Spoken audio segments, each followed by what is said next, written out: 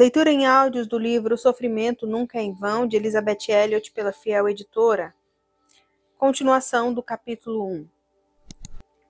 Ora, a palavra sofrimento pode parecer muito elevada, talvez até solene demais para o tipo de dificuldade que temos hoje. Eu não conheço nenhuma de vocês que ouvem meus ensinamentos hoje, assim como não faço ideia de quem pode ter acesso a esse material no futuro de alguma outra forma. Mas, se eu conhecesse você e suas histórias, então eu descobriria que não é possível falar pessoalmente a cada necessidade que existe aqui, a cada tipo de sofrimento.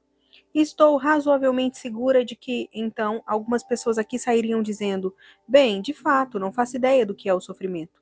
Nunca passei por nada parecido com o que Johnny Erickson, Joe Bale ou mesmo Elizabeth Elliot passaram. E, é claro, isso é verdade. Mas eu poderia dizer a mesmíssima coisa se conhecesse sua história. Eu poderia dizer, bem, eu jamais passei por nada parecido com isso. Então, eu gostaria de lhe apresentar uma definição do sofrimento que cubra todo o espectro de dificuldades possíveis, desde um vazamento na máquina de lavar ou quando a carne queima no forno e você está prestes a receber seu chefe para jantar naquela noite.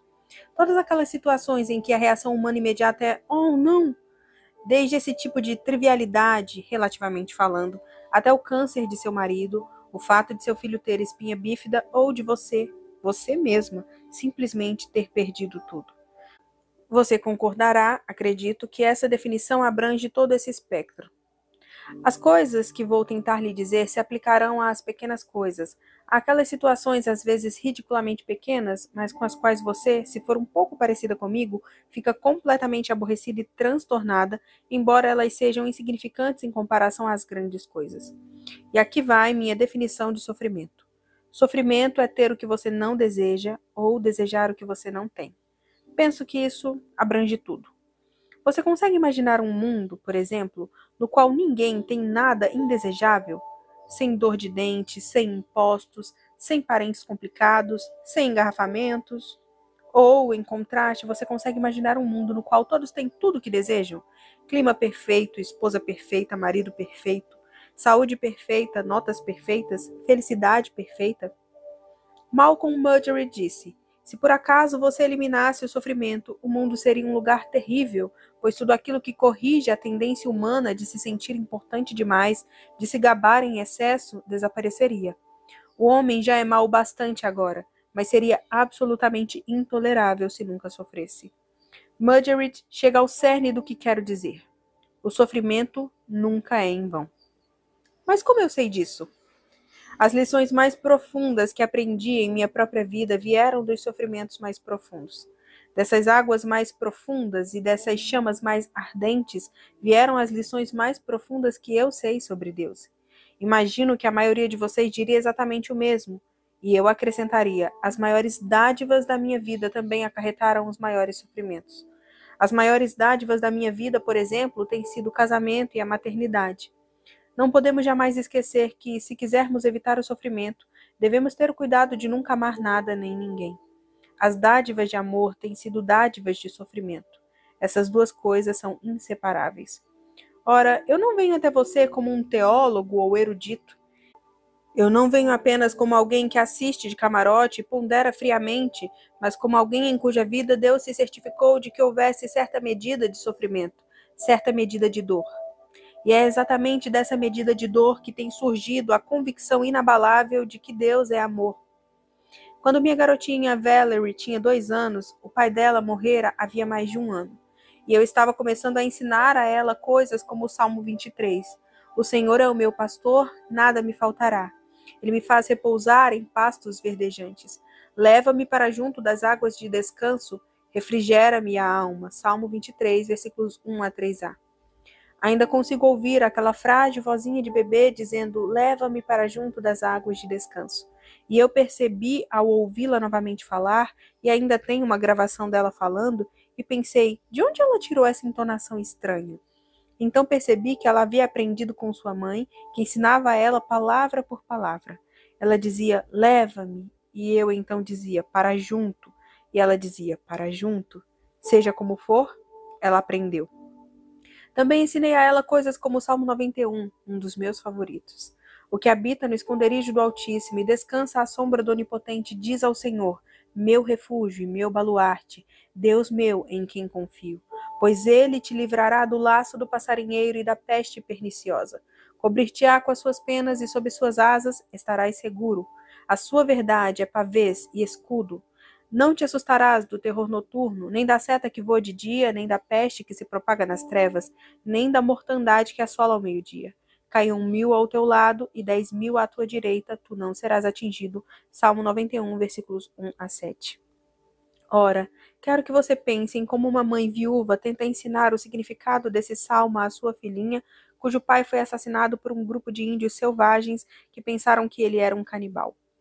Ensinar o que as palavras da Escritura significam.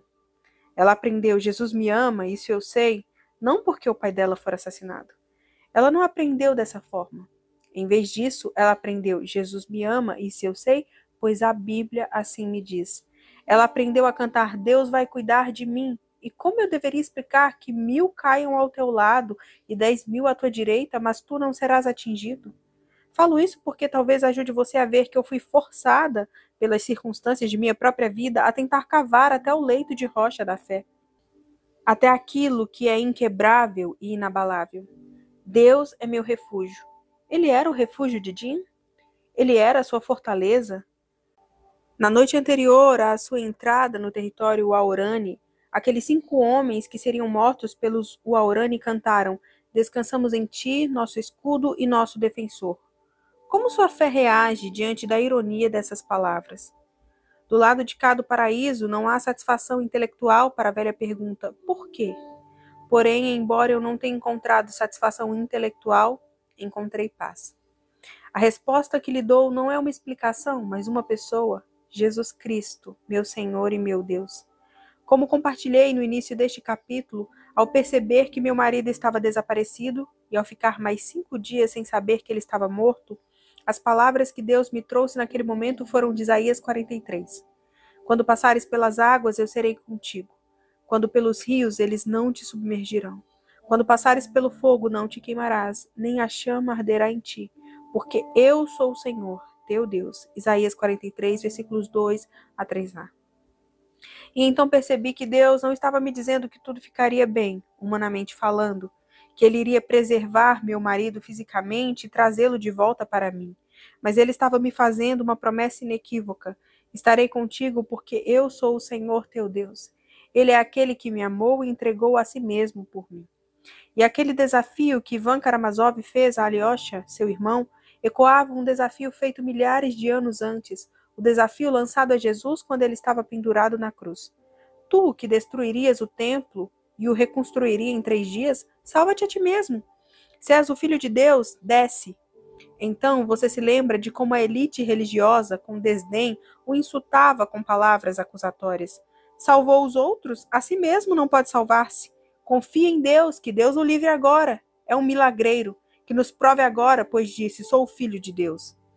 Assim, tornamos a terrível verdade de que o sofrimento existe e a questão permanece: Deus está prestando atenção? Se sim, por que não faz algo? Eu digo que sim, que ele fez, que ele está fazendo algo e que fará algo. O assunto só pode ser abordado pela cruz, aquela velha e rude cruz tão desprezada pelo mundo. A pior de todas as coisas que já ocorreram na história humana torna-se a melhor de todas as coisas, pois ela me salvou, ela salva o mundo. Desse modo, o amor de Deus, representado e demonstrado a nós ao entregar seu Filho Jesus para morrer na cruz, se encontra e se harmoniza com o sofrimento. Você percebe? Esse é o ponto crucial da questão. E aquelas dentre vocês que estudaram latim talvez se lembrem de que a palavra crucial vem de crux, a palavra latina para cruz. É apenas na cruz que podemos começar a harmonizar essa aparente contradição entre sofrimento e amor, e nunca entenderemos o sofrimento a menos que entendamos o amor de Deus. Estamos falando sobre 2 níveis diferentes de compreensão. Repetidas vezes nas Escrituras nós temos o que parecem ser paradoxos absolutos, porque estamos falando de 2 reinos distintos. Estamos falando deste mundo visível e do reino invisível, no qual os fatos deste mundo são interpretados. Por exemplo, considere as bem-aventuranças, aquelas maravilhosas afirmações de paradoxo que Jesus deu às multidões enquanto lhes pregava no monte. Ali ele disse coisas estranhíssimas como estas: felizes são aqueles que sabem o significado da tristeza. Felizes são aqueles que não reivindicam nada. Felizes são aqueles que sofrem perseguição. Tamanha será a sua felicidade quando as pessoas acusarem, maltratarem e disserem todo tipo de difamações contra você. Alegre-se então, sim, fique tremendamente alegre. Acaso isso faz algum sentido? Não, a menos que você veja que há dois reinos, o reino deste mundo e o reino de um mundo invisível. E o apóstolo Paulo entendeu essa diferença ao fazer uma declaração estonteante. A minha felicidade é sofrer por ti, disse ele. Minha felicidade é sofrer. Isso soa absurdo, não é? Contudo, essa é a palavra de Deus. Janet Erskine Stewart disse: alegria não é a ausência de sofrimento, mas a presença de Deus. Foi isso que o salmista descobriu no vale da sombra da morte. Você se lembra? Ele disse: não temerei mal algum. Ora, o salmista não era ingênuo o bastante para dizer: eu não temerei mal algum, pois não existe mal algum. Existe sim. Vivemos num mundo mau, despedaçado, deturpado, caído, distorcido. O que ele disse? Não temerei mal algum, porque tu estás comigo. O teu bordão e o teu cajado me consolam. Mas quando eu estava agarrada ao meu rádio de ondas curtas na floresta do Equador em 1956 e ouvi que meu marido estava desaparecido, quando Deus trouxe à minha mente as palavras do profeta Isaías: quando passares pelas águas, eu serei contigo, quando pelos rios, eles não te submergirão. Você deve imaginar que minha reação não foi muito espiritual. Eu dizia: mas Senhor, tu estás comigo o tempo todo. O que eu quero é ter o Jim. Eu quero meu marido. Nós estamos casados há apenas 27 meses, depois de esperarmos 5 anos e meio. 5 dias depois, eu soube que Jim estava morto. E a presença de Deus comigo não era a presença de Jim. Aquilo era uma realidade terrível. A presença de Deus não alterava o fato terrível de que eu estava viúva, e eu esperava ficar viúva até morrer, pois achava que já havia sido um milagre ter me casado a primeira vez. Eu não podia imaginar que me casaria uma segunda vez, muito menos uma terceira vez. A presença de Deus não mudou a realidade da minha viuvez. A ausência de Jim me empurrou, me constrangeu, me impeliu para Deus, minha esperança e meu único refúgio. E naquela experiência aprendi quem é Deus. Eu o conheci como não poderia ter conhecido de outra forma. Por isso, posso lhe dizer que o sofrimento foi um meio insubstituível pelo qual aprendi uma verdade indispensável. Eu sou. Eu sou o Senhor. Em outras palavras, aprendi que Deus é Deus. Bem, ainda sinto vontade de voltar e dizer: mas Senhor, e quanto àqueles bebês? E quanto àquela pequena criança com a espinha bífida? E quanto àqueles bebês que nascem terrivelmente deficientes, com sofrimentos terríveis, porque suas mães viviam na cocaína, na heroína ou no álcool? E quanto ao pequeno Macduff, meu cachorro terrier, que morreu de câncer aos 6 anos? E quanto ao bebê Lindbergh e ao casal Stan, que foi decapitado? O que dizer de tudo isso? Não posso responder às suas perguntas, nem mesmo às minhas próprias, senão nas palavras da Escritura, com as palavras do apóstolo Paulo, o qual conhecia o poder da cruz de Jesus. E foi isto que ele escreveu: porque para mim tenho por certo que os sofrimentos do tempo presente não podem ser comparados com a glória a ser revelada em nós. A ardente expectativa da criação aguarda a revelação dos filhos de Deus. Romanos 8, 18 e 19. A criação se tornou vítima da frustração.